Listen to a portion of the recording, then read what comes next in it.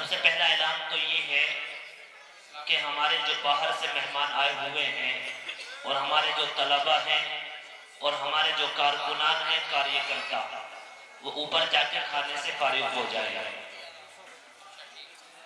بسم اللہ الرحمن الرحیم.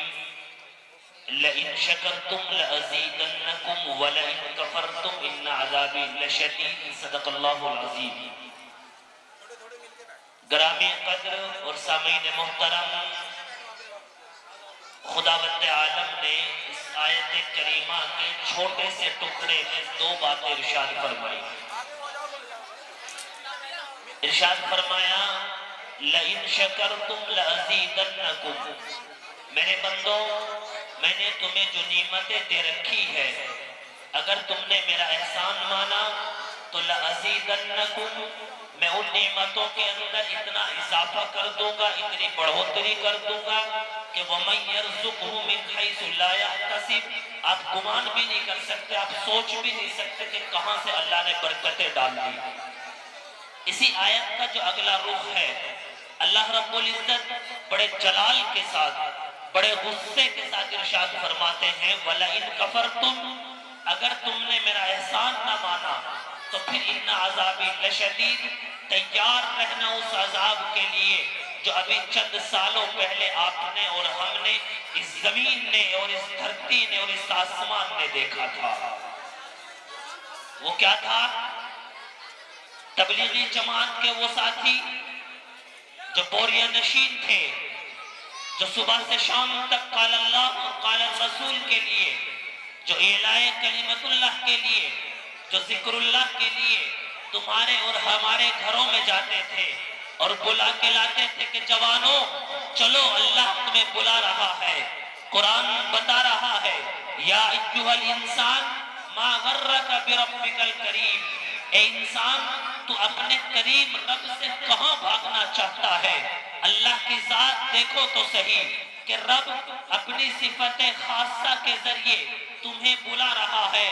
اور ایک مسلمان جب اللہ علیہ الصلاۃ کی صدائیں بلند ہوتی ہے، ان میناروں سے جب اللہ کی وحدانیت کا اعلان ہوتا ہے، تو وہی مسلمان، جس مسلمان کو رب دو جہاں اپنے کریمی صفت کے ساتھ پکار رہا ہے، وہی مسلمان اذان کی آواز سن کر مسجد کے نیچے سے اس طرح گزر جاتا ہے جسے کبھی جیل خانے سے گزر رہا ہو.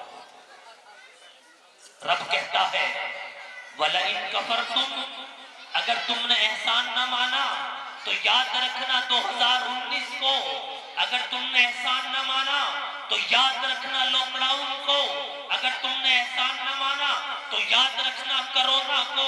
تم نمازی بننا چاہتے تھے لیکن رب اتنا بے نیاز ہے کہ تمہیں اپنے گھروں سے دھکے دے کے باہر نکلوا دیا. بتاؤ ہونے کی ایسا ہوا نا؟ لوگ چیختے رہے منبروں پہ بیٹھ کر، علماء تمہارے دروازے پر جا کے بتاتے رہے کہ آؤ رب کے بلاوے کی طرف، لیکن ایک مسلمان تھا کہ آنا تو دور کی بات، مسجدوں سے، مدرسوں سے، علماء سے کنارہ کشی اختیار کر لی.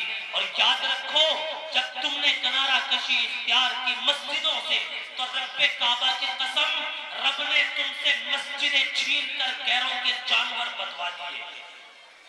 آؤ پنجاب کی سرزمین پر جا کے دیکھو ان مسجدوں کو جہاں سے تمہارے اتحاد کی صدائیں بلند ہوا کرتی تھی، جن کی فلک پوش عمارتیں تمہاری ضمانت دیا کرتی تھی، جہاں کی عالیشان مسجدیں مسلمانوں کے متحد ہونے کی صدائیں بلند کیا کرتی تھی.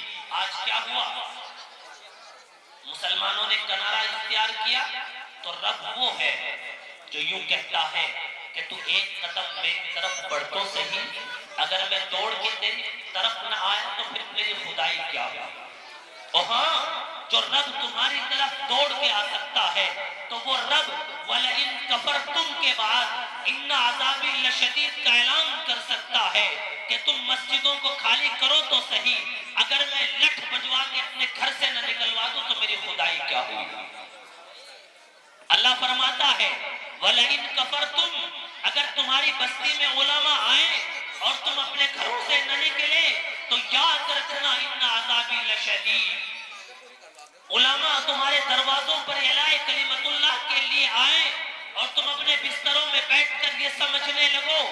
سوچنے لگو کہ سسٹم کے ذریعے آواز پہنچ رہی ہے تو یاد رکھنا اللہ فرماتا ہے ان عذابی لشدید. مسلمانوں ہم کہاں چلے گئے؟ کون سا وقت آئے گا ہمارے لیے سنبھلنے کا؟ کسی نے کہا کہ آسمان جلتی زمین پر نہیں آنے والا، اب یہاں کوئی پیغمبر نہیں آنے والا. آسمان جلتی زمین پر نہیں آنے والا، اب یہاں کوئی پیغمبر نہیں آنے والا. پیاس کہتی ہے کہ چلو ریت نچوڑی جائے، اپنے حصے میں سمندر نہیں آنے والا. اور مسلمانوں اپنے کعبے کی تمہیں خود حفاظت کرنی ہے.